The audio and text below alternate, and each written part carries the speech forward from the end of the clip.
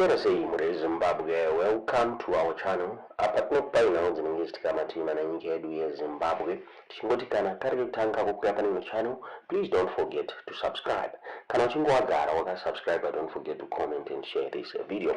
Tena uyata kuigirai mujara nhasi yabuditswa Erigeza Revolution, a group iro rokutaura richiti no to cap 3 no to ED 2030. Vane demo yavabuda vachiti vakaronga.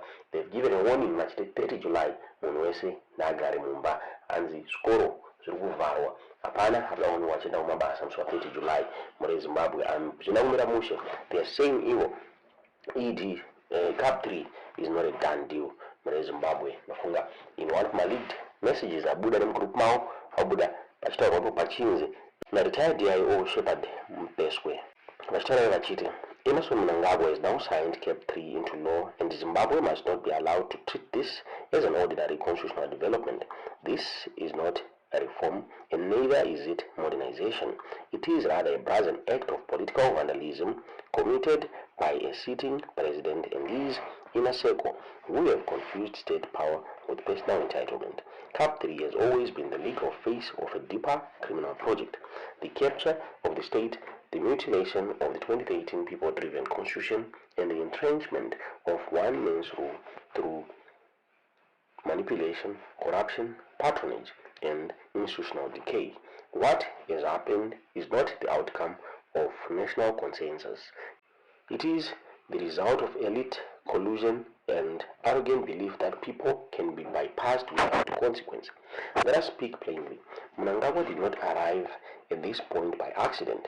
It is the culmination of a long, deliberate, and ruthless three-pronged strategy. First, the purge of the military and liberation-aligned establishment. Mnangagwa entered power through a military-assisted transition in 2017, underwritten by figures like Chiwenga in the war veterans consensus rooted in the ideals of the liberation struggle. However, from that very moment onwards, ED began systematically dismantling that alliance. Senior military figures were retired, exiled into diplomatic postings, and neutralized. Liberation credentials were no longer issued. They became a threat to be managed. What we are witnessing today is the outcome of that purge: a functionally paralyzed security sector that is incapable of acting as a counterweight to execute overreach. The second was ED's drive to amass wealth through state capture, unchecked corruption, patronage, building a network of proxy businessmen and beneficiaries whose fortune would depend on his continued rule. The third was to use that wealth and the presidency itself to dominate parliament, senate, the judiciary, subdue all state institutions, and redesign the constitutional order in its favor. Hence, Cap 3 is now the culmination of that strategy, and this is why the law is so offensive. It is not offensive merely because it extends terms and alters electoral architecture.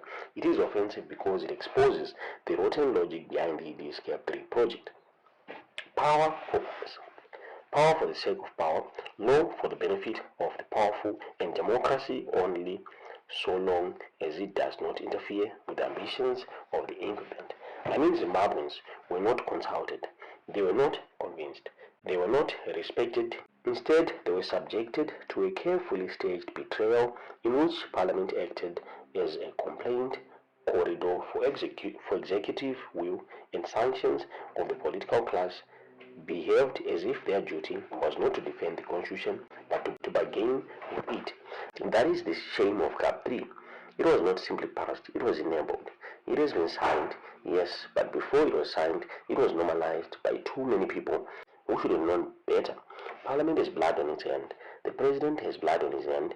So do the collaborators in both the ruling party and the opposition elite, within and without Parliament, who helped make this constitutional robbery possible. ED and his inner circle's Cap 3 proponents pretend that this was a lawful and legitimate process. Insults every Zimbabwean who understands what a constitution is supposed to mean.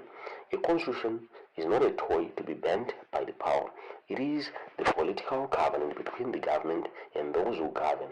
When a regime alters that covenant, To prolong its own hold on power, it destroys not only a document, but the moral basis of authority itself. That is why Mnangagwa's signature matters. It is not merely administrative, it is a symbolic of a regime that no longer hides its contempt for accountability. The people were told to wait, to trust the process, and to respect institutions, but the institutions were already captured. The process was already compromised, and the outcome was already prepared. The irony is unbearable. The same Mnangagwa who once promised constitutionalism and claimed he would cling to office, he would not cling to office, has now placed his name on the law, on a law that deepens precisely the kind of authoritarian entrenchment he pretends to reject. In 2017, he spoke as if power had boundaries. In 2026, he has shown that his boundaries exist only when they protect him from scrutiny. This is not leadership. It is self-preservation dressed up as governance, and let him not hide behind a finger. The real objective is not a stronger Zimbabwe. It is a safer Mnangagwa. A president who fears accountability will always seek to extend the runway. A political elite addicted to looting will always seek to weaken the institutions that could stop it. Step 3 serves both goals at once. It preserves access to power and protects the architecture of plunder. That is why this moment should anger every Zimbabwean, every serious Zimbabwean, whether in the country or in the diaspora. The issue is not only the law itself, but the political culture it represents, a culture in which constitutions are amended to suit presidents, while list parliaments are treated as rubber stamps, and the public is reduced to spectators in its own disposition. The response, therefore, cannot be passive outrage. It must be deliberate and multifaceted. Political resistance must intensify, not fragment. Legal challenges must continue, not retreat. Civic mobilization must expand, not dissipate. Regional and international pressure must be activated, not assumed. Above all, Zimbabweans must reject the normalization of constitutional abuse. This is not merely about Mnangagwa, it is about the precedent being set that a constitution can be rewritten without the people, against the people, and for the benefit of a few. That if that precedent holds, then the idea of national building and constitutional democracy itself collapses. Cap 3 is the end of a process. Is not the end of the process. It is the beginning of a new phase of contestation. The line has been drawn clearly, unmistakably, and on one side stands the regime that has chosen power over principle, control over consent, and survival over legitimacy. On the other stand the people, who must now decide whether their constitution is a living covenant or a document that can be gutted without consequences. The struggle has entered a new phase, and this time there is no ambiguity about what is at stake. Ndomabuditsiro gatwana uyimu rezimbabwe tisingazive kuti munoona sei tiudzewo zvamunofunga mucomment section. Manheru akanaka vana veZimbabwe, tichitenda nemufaro mukuru tichisangana manheru ano nekusimbisana nekudzoredzerana. Tinozviziva tigere mumasuo edu kubva nezuro kusvika nhasi, zvanga zviri pachena kuti tanga tiine kuedzwa, asi nditoti ngatisimbei vana veZimbabwe. Nhau iripo ndeyekuti muri kunzwa kuti nyika iri kudavira. Nemakaenda daro, one of the greatest stakeholder in this revolution azvitaurira ega, takupai kutaura kwake. Isusu as a revolution tinoda munhu wese akatikoshera. Comrade Chamisa said something which is very important to everyone. Take note zvaataura. Ataura zvinobva mumwoyo make anyone ari murevolution. tiri kuzvitaurirei? Tiri kutaura kune vane pfungwa mbiri nhatu dzekuda kupesanisa vana veZimbabwe. Saka tatiregedzai tizvitaure nhasi. Comrade Chamisa vataura nemuromo wavo kuti aiwa, tiri vana veZimbabwe tese, takatarisa kuti tisunungure nyika ino, ndiyo nguva yacho. Panguva dzese idzi tichiona tichiverenga, sevana veZimbabwe taakubatanidzwa nechimwe chete. Unhu hwaHezekia ndo hwaparadza vana, ndo hwaparadza musha. Saka iko zvino yava nguva yekuti tese tionerane pamwe chete. Ndizvozvo zvavataura. Vanoda kunzwa vaChamisa vane chano yavo vega, uye vavimbisa kuti iko zvino handicharanyarari, ndicharamba ndichironga nevamwe, kududza kuti kune vaya vasiri kuda kufamba nerevolution, vane mweya wekuda kuita umbimbindoga, wekuda kuonwa hwehubhuru. Aiwa, tiri kuti kuno kurevolution tinoda mwana wese. Ndizvo zvatakasiya tadzidziswa navageza. Ivo vari kumapolitical parties, macivic organization, churches, spirit of the revolution inonzi Mwari anoda vanhu.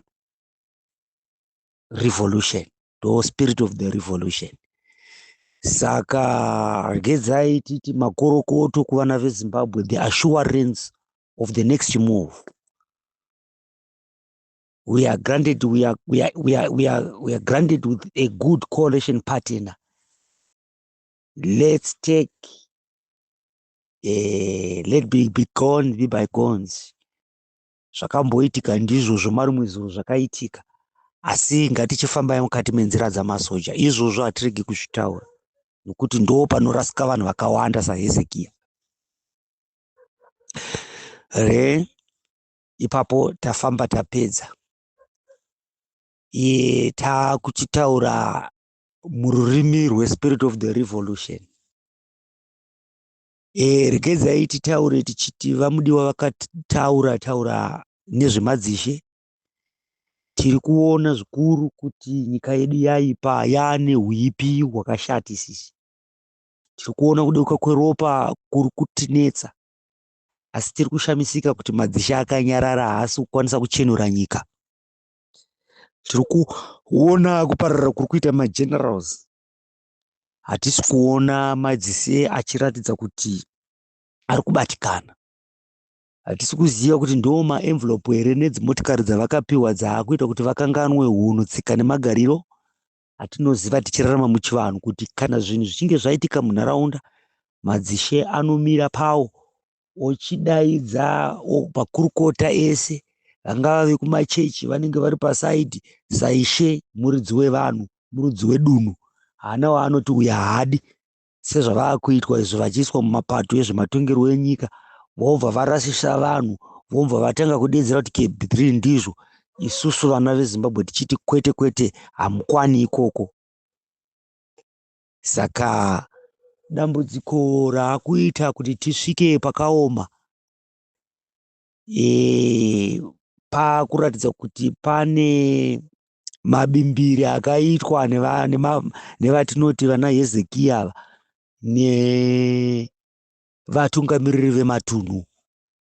Ivava madzishe, pane ushereketwa hwavari kuita. Ndosaka muri kuona kuparara kwevanhu, kuurayana kwevanhu munzvimbo. Machifu hachisina basa nazvo, vakuchitobhadharisa vanhu mombe, vakutoita business. Zvirizvo zviri kurambwa nedenga nemagombwe nevadzimi vepano pasi. Zvinhu izvi zvicherechedzei munharaunda mamuri kugara, muone kuti machifu enyu ari kurarama nemisei. Muchaona kuti muri kubhadhariswa mhosva dzisina maturo. Chokutanga, vari kukutorerai zvinhu zvamuinazvo vachichivaka upfumi hwavo. Mukazviona zvakare vakuita zvepolitics, kureva kuti mudunhu imomo kana ari kuzanu ndowezanu. Izvozvo takazviona kuna chief Ndaweni wekubulawayo akapesera atiza nekuda kwezanu ipapo pabatize. Asi chitarisai iko Guruve uko kwakanetsa bhinyariya ndiko mukazvitarisa history chief wacho akapinda sei, muchazviona kuti akaitwa self installed nepresidium, kureva kuti pfukumbwe mabimbiri zviri kukonzerwa naHezekiya. Saka huipi huono hwenyika Hezekiya ari kubata mativi ese, aenda mumachechi. Tarisai, vamwe vakuzviti makuru amazuva ndivava makuona vana weakness, mukachiona chinamato chakutukwa nekuda kwemunhu wani. Hezekiya akwana. Tiri kutaura tiri mutsoka dzerevolution spirit.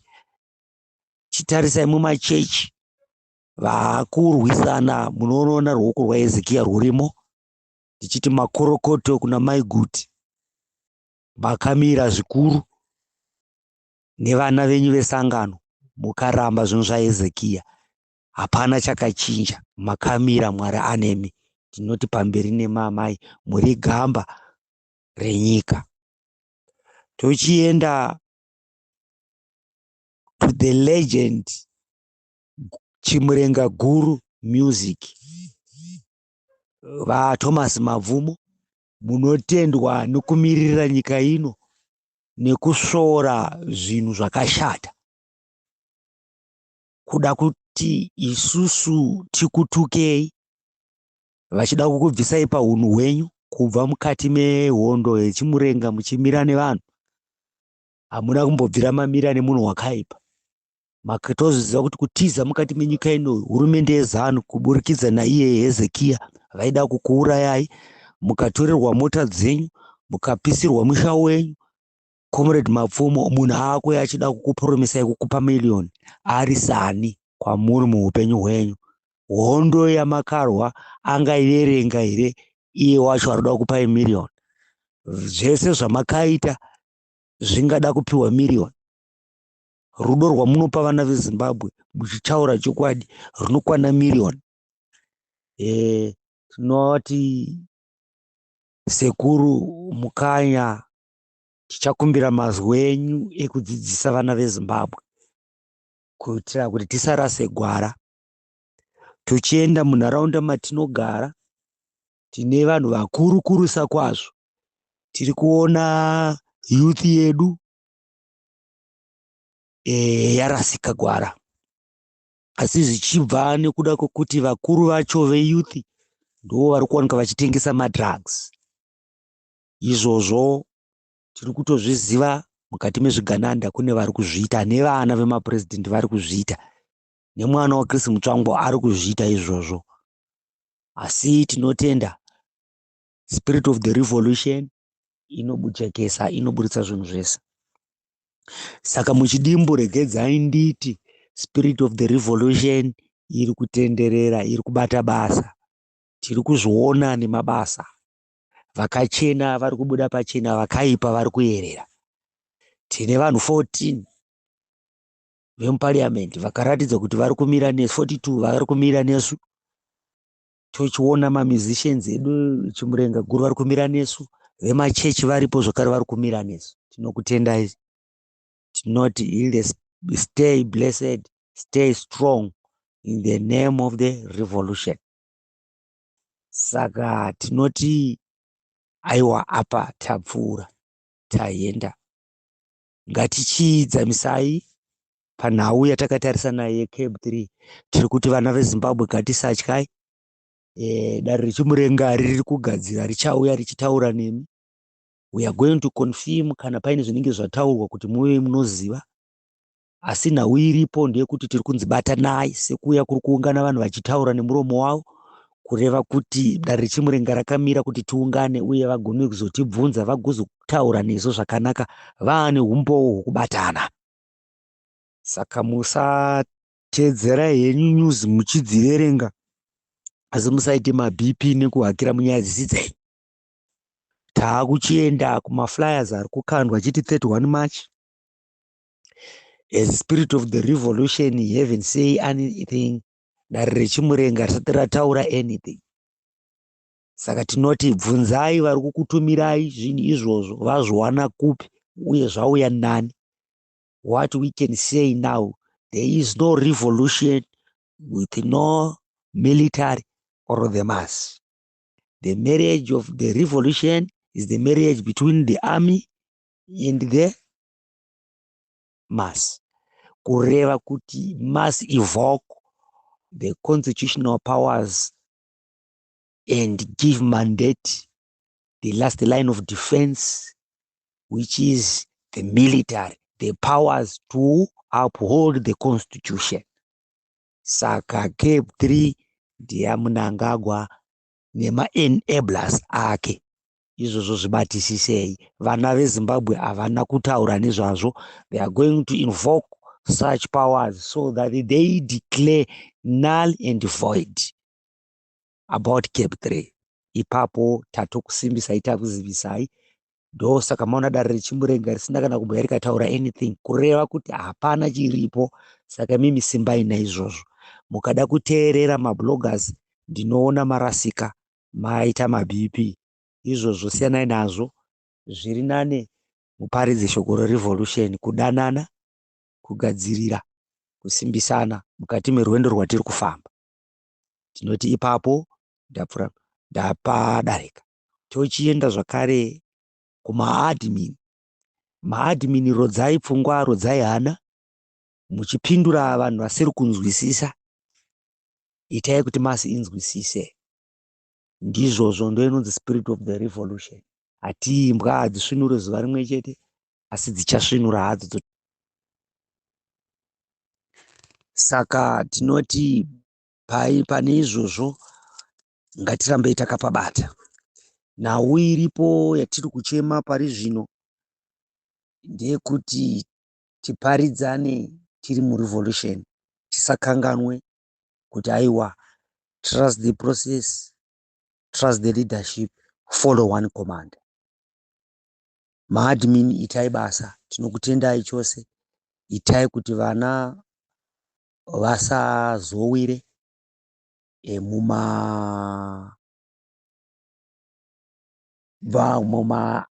muvanhu vane agenda dzavo dzokuconfusa revolution. Saka ndinoti manhero ano